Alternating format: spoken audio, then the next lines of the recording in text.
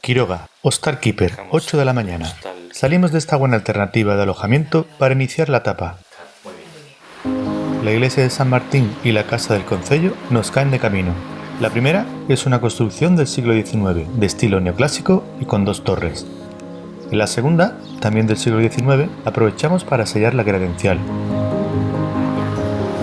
Salimos de Quiroga, podríamos intentar dividir la etapa en 2. Sí, porque Prueba. 38 kilómetros, eso, madre mía. Con la calor que hace, Pasada. una burrada. Y además el perfil tampoco es muy Tampoco liviano. tenemos necesidad, ¿sabes? Llegamos un día más tarde a Santiago, bueno, lo importante es llegar y disfrutar.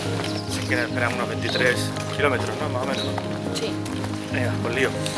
Continuamos paralelo a la nacional por la antigua carretera. Concretamente, seguimos la conocida LU 933, que nos conducirá los primeros kilómetros por el municipio de Ribas del Sil. San Clodio, que vemos en la otra orilla del río, es la capital de este municipio. Aquí hay una estupenda playa fluvial, pero todavía no son horas de baño, así que decidimos reemprender la marcha. Seguimos surcando la carretera, atravesando pequeñas aldeas como Mancebico o Espandariz. En esta última hay una pequeña ermita cerrada, construida en pizarra, en la que intentamos adivinar algún detalle de su interior. Vamos recorriendo el asfalto paralelos a la Nacional 120, pero pronto tendremos que tomar un camino para cruzarla por un paso inferior que volverá a colocarnos en la carretera de Lugo 933. Pues empezamos la subida en principio por asfalto. Cierto. A partir de aquí, comenzamos un tendido ascenso de unos 6 kilómetros en los que tendremos que acumular más de 300 metros de subida hasta llegar a los casi 600 metros de altitud.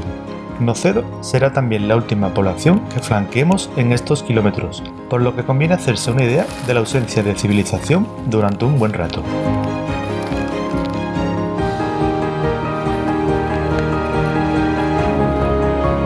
Las señales no tardarán mucho en sacarnos de la carretera para introducirnos en una pista forestal.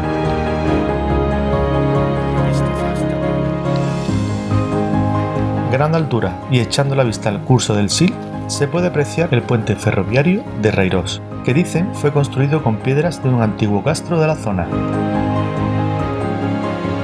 Estamos en la parte más dura de la subida, unos 800 metros con tramos que rondan entre el 10 y el 12% de pendiente media. Nuestros pasos y el tintineo de las vieiras y las mochilas serán las melodías que nos acompañen durante este solitario trayecto entre pistas que alternan zonas abiertas con otras emboscadas de altos pinares. El esfuerzo de inicio merece un breve paréntesis y el cruce con la carretera local LU-PEC 5005 parece un buen lugar para hacerlo. Esto es un plátano de medio kilo, madre mía. Llevamos 8 kilómetros y medio. Reemprendemos la marcha. Todavía nos falta casi 1 kilómetro para alcanzar el techo de esta subida. Pero una vez conseguida disfrutamos de un cómodo paseo por una franja de camino con tendencia descendente en el que el repetitivo pinar va dejando paso a otras especies como el castaño y el roble. Este bonito sendero forma parte de la denominada Ruta Cultural del Oro y el Camino Real, una iniciativa propulsada por los habitantes de la localidad de Margaride del Oro, con el objetivo de evitar que el importante pasado minero y yacimientos como el Castro de Ares caigan en el olvido. Por su parte, estamos marchando por un camino real, es decir, una antigua vía construida por la corona española para el tránsito de personas, mercancías y ganado, con el fin de comunicar diferentes áreas del país. Este tramo en concreto está documentado como una ruta de entrada a Galicia desde Ponferrada. No obstante, anteriormente fue ya utilizada por los romanos. Huela verde. Otros sonidos se entremezclan con nuestros pasos, como el del correr del agua que abre su camino al exterior escapando del subsuelo.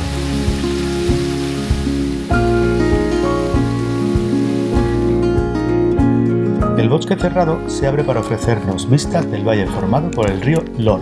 La tendencia descendente del terreno pronto se verá interrumpida para iniciar un ascenso de unos 500 metros para llegar a un collado donde se encuentra nuestro siguiente hito. Dentro de poco llegaremos a la ermita de los Remedios, que es la patrona de la comarca. Cuya festividad se celebra el 8 de septiembre. Ahí está. La ermita de Nuestra Señora de los Remedios es una estructura tan sencilla que carece de campanario. Fue construida en el siglo XVII y es un lugar de peregrinación a nivel comarcal. Se dice que hoy día todavía perdura la tradición de tirar monedas al interior a través de su enrejado. Desde aquí comenzamos un notable descenso de 3 kilómetros hasta el valle del río Lor. Si tienes oportunidad, ¿te vas a bañar en el río Lor? ¡Hombre! Desde luego que calor y ganas no nos faltan, pero ya veremos si ese baño llega. Antes, tenemos que atravesar la pequeña población de Carballo del Lor, donde en caso necesario podemos reponer agua en una fuente estratégicamente situada.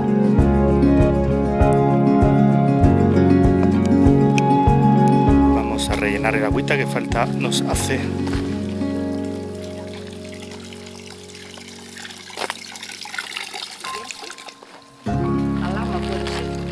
¿Nos van a acompañar o qué? ¿Algún habitante de Carballo quiere acompañarnos amablemente a la salida de la población? ¡Ay, ay, ay! ¡Venga! ¡Vamos! Bueno, ahora no. ¿Qué pasa el coche? Este, en cambio, creo que no nos echará de menos cuando nos pierda de vista. Seguimos avanzando por este agradable valle bien poblado de vegetación, donde olmos, fresnos y algunos cerezos nos acompañan en nuestra placentera marcha. El firme es una pista cimentada con algo de gravilla, que en uno de los desvíos endurece algún tramo aumentando la pendiente del descenso. Buena bajadita esta, ¿eh? El recorrido emboscado no tardará en abrirse al Valle del Lor, donde tomamos un desvío hacia la aldea de Atrampilla. Por esta zona también existen vestigios de una explotación minera romana, y nos preguntamos si estos muros defensivos formaron parte de este asentamiento.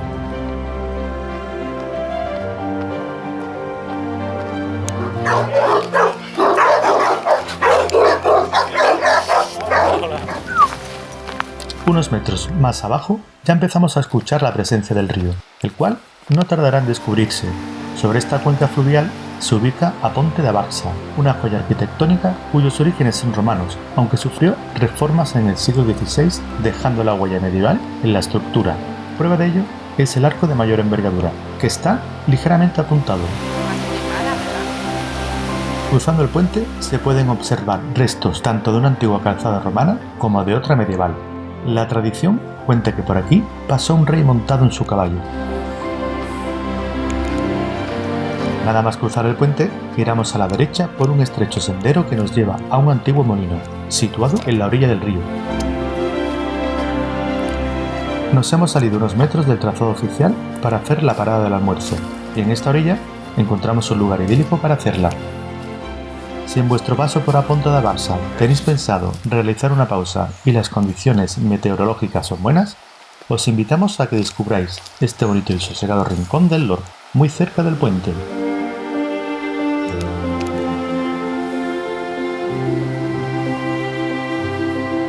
Reina tanto la calma que hasta algunos de sus habitantes parece no importarles nuestra presencia. A este solo le faltó darse la vuelta y guiñarnos un ojo. Oye.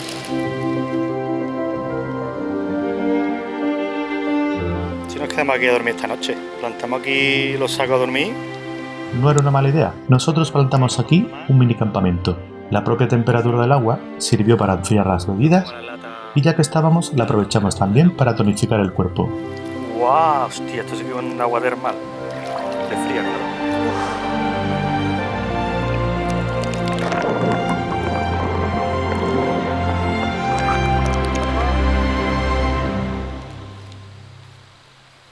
Muy a nuestro pesar, tenemos que continuar, no sin antes ser respetuosos con el medio natural, dejándolo todo impoluto. Subimos ahora por las calles de Barça del Lor, donde topamos con la iglesia de Santa Mariña, una construcción barroca del siglo XVIII. Tenemos que seguir la ruta del oro y del hierro. Una ruta ya enclavada en el municipio de Apora de Prollón y que sigue parte del trazado de nuestro querido camino de invierno. Este tramo en concreto encara fuertes subidas con pendientes que llegan a alcanzar el 19%. Estamos accediendo ahora a Tierras de Lemos, una comarca gobernada antiguamente por los condes de Lemos y cuya capital es Monforte de Lemos. Seguimos en ascenso. Vaya collado. Qué bien te ha quedado eso de collado, ¿eh? ¿Que sí? Transitamos su valle y mientras ascendemos para alcanzar la meseta, somos conscientes de que hace ya bastantes kilómetros que el río Sil no hace acto de presencia. Es más, nos entristece el saber que ya no volveremos a verlo más. A nuestra izquierda ya no corre el Sil, sino la Nacional 120 y la línea de ferrocarril. Nos quedan 4 kilómetros para llegar a Pobra de Brollón, nuestro próximo objetivo y final de etapa de hoy. Una vez alcanzada la meseta, llanearemos durante casi 3 kilómetros hasta la siguiente población, Castroncelos.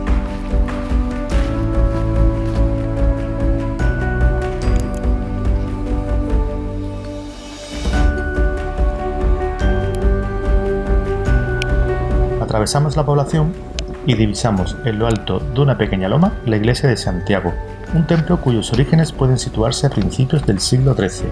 De su exterior cabe destacar su torre de planta cuadrangular. Regresamos al camino y echamos mano de nuestra guía para seguir la dirección recomendada cuando las condiciones climatológicas son favorables. Vamos para adelante. Continuamos por asfalto, atravesando fugazmente varias aldeas dispersas en las que se advierte el carácter ganadero de la zona. Poco después tomamos un camino de tierra descendente entre campos de pastos que nos llevará a nuestro destino de hoy, a Pobra de Brollón. Nuestra estancia de hoy fue el Café Bar As Viñas, un establecimiento que ya solo por el trato y su buena cocina merece ser etiquetado de lujo. Bueno, pues aquí salimos del hostal Las Viñas, que la verdad es que de lujo, ¿verdad? 36 euros. Totalmente recomendable. Bastante decente. Muy bien, muy bien. Y, bueno, 36 te incluye el desayuno. Y además nos lavan la ropa, ¿no? Un trato de 10. Súper guay. Muy cerca de allí está el área recreativa Sanogueiros, muy concurrida, con parque infantil, un anfiteatro y un río Sá que los habitantes de Pobra aprovechan como zona de baño. Había que estirar las piernas y no vemos mejor forma que empapándonos un poco de la vida del lugar. Una piscina, vamos. No. ¿Esto cómo se tira las chiquillas? Una profesional, ¿no?